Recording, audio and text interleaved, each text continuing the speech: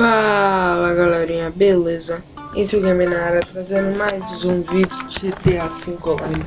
Tô trazendo um glitch aí pra vocês da roupas dos... Como que é? Não sei o nome. É dos caras da prisão. Eu vou trazer a roupa pra vocês verem. Então vamos aqui em camisa. Vamos regata. Vamos achar regata. Vocês vão nessa daqui.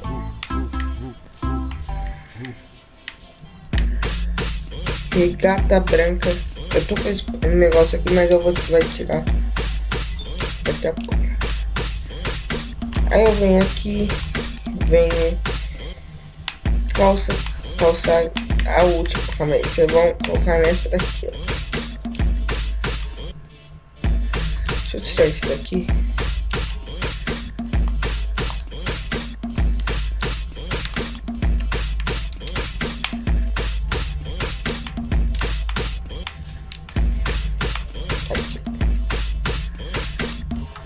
Deixa eu tirar esse capacete.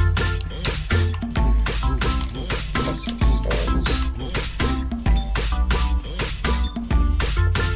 Aí, você vem nessa camiseta, nessa máscara aqui. DPI, tá? Vocês vêm aqui em sapatos.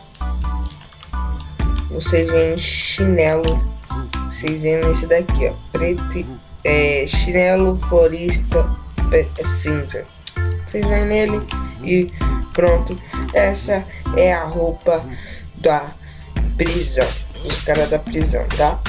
Galerinha, se você gostou desse vídeo, deixa o like, se inscreva no canal, compartilhe para os seus amigos e divulga para todos. Então, dá arrasa de like aí.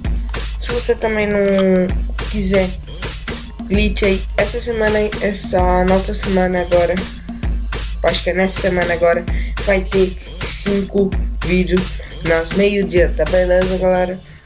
5 vídeos nas meio-dia, vocês vão lá e conferir. Aí vocês vêm aqui, pronto. Vai aqui, ó. Opa. Vai entrar de salvo. Eu vou tirar esse... Não.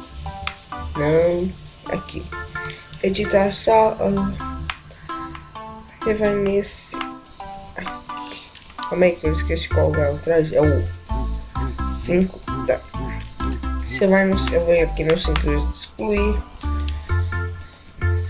Eu vou excluir aqui, confirmar. Vazio. Eu vou aqui. Traje 5. Novo traje aí pra vocês. Então, arrasa no like.